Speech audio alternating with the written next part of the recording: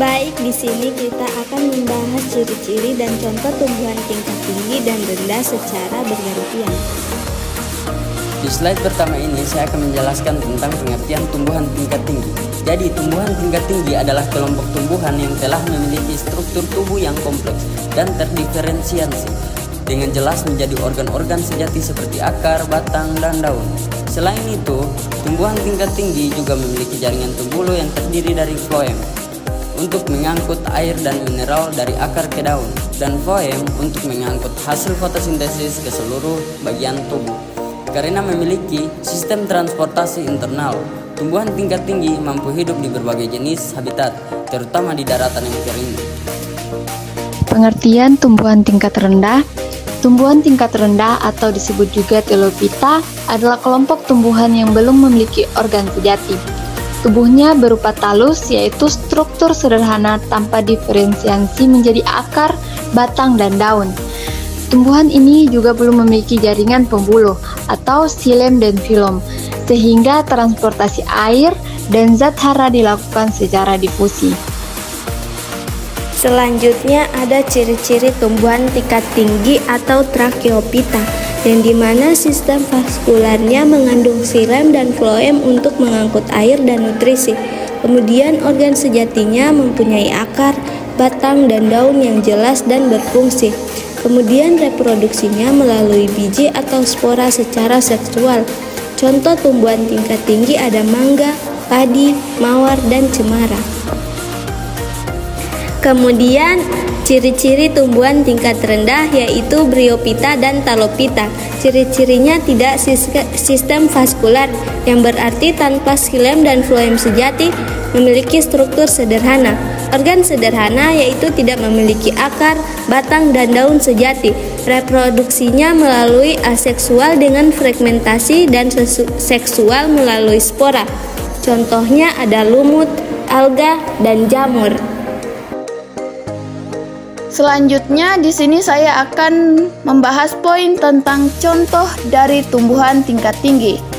Nah, seperti yang kalian lihat, di sini saya hanya mengambil satu contoh spesiesnya saja, yaitu tumbuhan mangga dengan nama ilmiahnya yang kita kenal sebagai Mangifera indica, merupakan salah satu contoh spesies tumbuhan tingkat tinggi dari kelompok Angiospermae, yaitu tumbuhan berbiji tertutup di mana bijinya dilindungi oleh bakal buah dan termasuk ke dalam dikotil, yang artinya bijinya memiliki dua keping atau kotiledon. Selanjutnya adalah ciri-ciri mangga sebagai tumbuhan tingkat tinggi.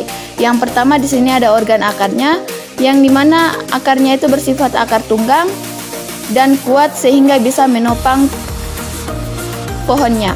Selanjutnya yang kedua ada batang. Nah, di sini tipe batangnya yaitu berkayu, keras, dan juga bercabang. Dan selanjutnya daun dari mangga yaitu menyirip, berwarna hijau, memiliki permukaan yang licin, dan memiliki tulang daun utama. Selanjutnya ada bunganya.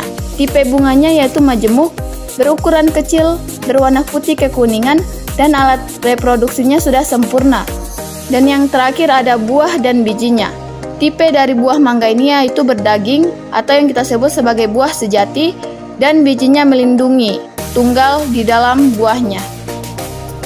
Selanjutnya di sini saya akan membahas tentang contoh dari tumbuhan tingkat rendah, yaitu lumut atau nama ilmiahnya yang kita kenal sebagai Bryophyta. Nah, jadi lumut atau Bryophyta ini dia memiliki akar rhizoid, yaitu sebagai pengganti penopang dan penyerap air. Nah, selanjutnya struktur dari lumut ini dia tidak mempunyai batang dan daun sejati seperti pada tumbuhan tingkat tinggi yang dimana organnya sudah lengkap. Selanjutnya ada reproduksi.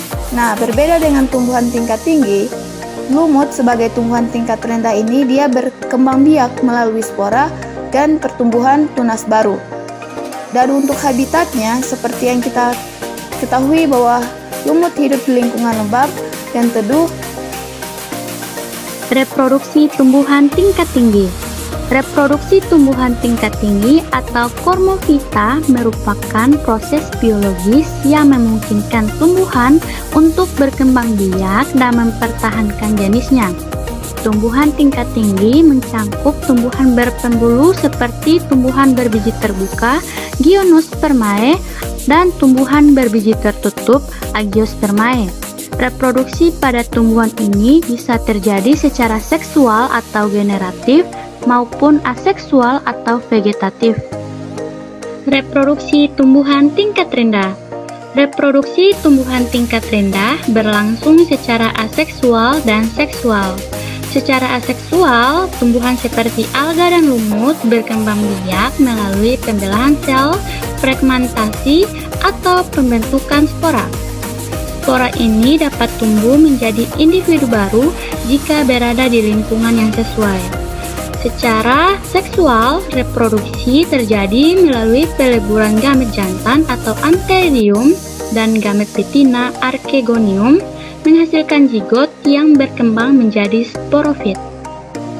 Kesimpulan dari materi ini, tumbuhan tingkat tinggi dan tumbuhan tingkat rendah memiliki perbedaan mendasar dalam struktur dan cara reproduksinya.